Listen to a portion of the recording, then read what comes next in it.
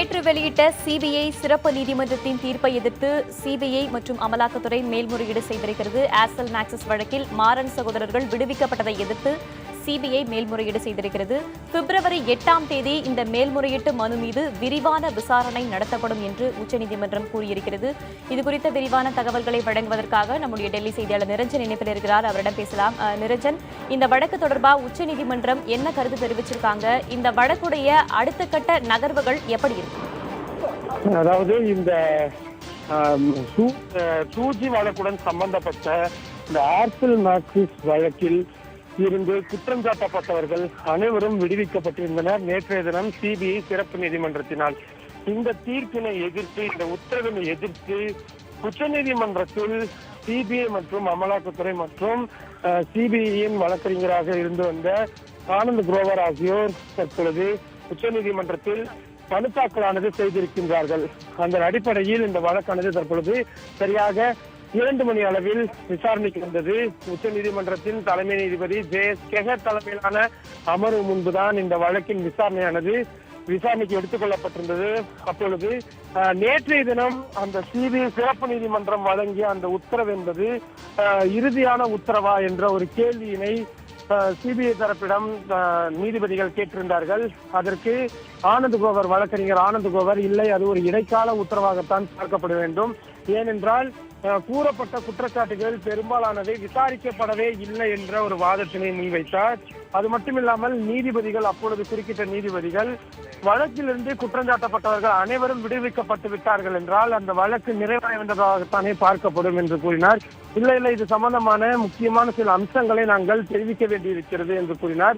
எனவே இது தொடர்பாக புதிய மனுவாகவே நீங்கள் உச்சநீதிமன்றத்தில் ஒரு மனுவினை தாக்கல் செய்யுங்கள், அதனை வருகின்ற புதன்கிழமை நாங்கள் விசாரணைக்கு எடுத்துக்கொள்கிறோம் என்று கூறி தற்பொழுது அந்த வழக்கானது ஒத்திவைக்கப்பட்டிருக்கின்றது.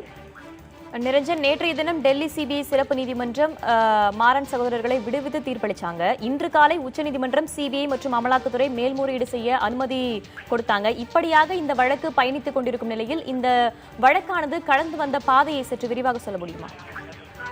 அதாவது 2004ஆம் ஆண்டு முதல் 2007ஆம் ஆண்டு வரை மத்திய தொலைத்தொடர்புத்துறை அமைச்சராக தயாநிதி மாறன் அவர்கள் இருந்த பொழுது ஏர்செல் நிறுவனத்திற்கு அப்பொழுது அனந்தகிருஷ்ணன் உள்ளிட்ட இந்த மேக்சிஸ் நிறுவனத்திற்கு இந்த ஏர்செல் நிறுவனத்தின் பங்குகளை கட்டாயப்படுத்தி விற்க செய்ததாகவும் அதற்கு பிரதிபலனாக கிட்டத்தட்ட 742 கோடி ரூபாய் அளவிற்கு தன் நிறுவனத்தின் குழுமங்களில் இந்த பணத்தினை, அதாவது இதற்கு பிரதிபலனான பணத்தினை அவர்கள் அங்கு இன்வெஸ்ட் செய்ததாகவும் முதலீடு செய்ததாகவும் ஒரு குற்றச்சாட்டு எழுந்தது. 2011ஆம் ஆண்டு இது தொடர்பான குற்றச்சாட்டுகள் சிபிஐயிடம் வழங்கப்பட்டு அந்த ஆண்டு இறுதியிலேயே மாறன் சகோதரர்கள் ரால்ஃப் மார்ஷல், அனந்தகிருஷ்ணன் ஆகியோர் மீது சிவசங்கரன் என்பவர் அளித்த புகாரின் அடிப்படையில் உடனடியாக வழக்கு பதிவு செய்து விசாரணையானது தொடங்கி நடைபெற்று வந்தது.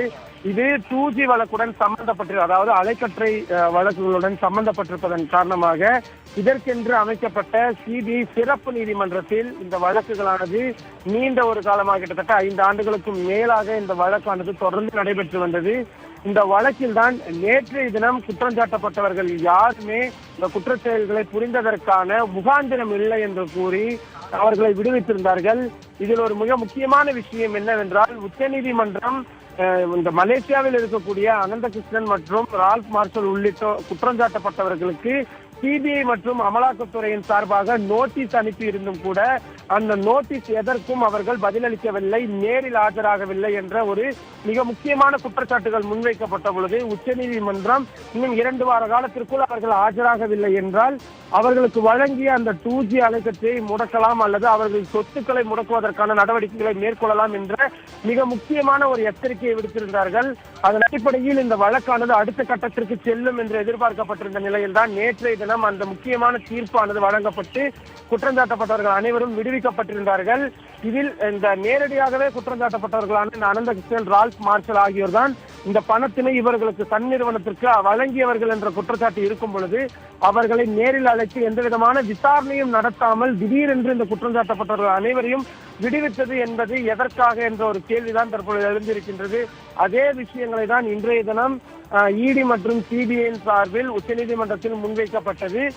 என்னென்ன முகாந்திரங்கள் இதில் இருக்கிறது, இவர்கள் குற்றம் சாட்டப்பட்டவர்கள் என்னென்ன குற்றச்செயல்களில் ஈடுபட்டிருப்பதற்கான வாய்ப்புகள் இருக்கிறது உள்ளிட்ட விவரங்களை தான் வருகின்ற புதன்கிழமைக்குள் உச்சநீதிமன்றத்தில் சிபிஐ, இடி மற்றும் ஆனந்த் குரோவர் ஆகியோர் தாக்கல் செய்யவிருக்கின்றார்கள். அதன் பிறகுதான் இந்த வழக்கானது, ஒருவேளை முகாந்திரம் இருக்கிறது என்று உச்சநீதிமன்றம் கருதும் பட்சத்தில் இந்த வழக்கானது அடுத்தடுத்த தளங்களுக்கு செல்லும்.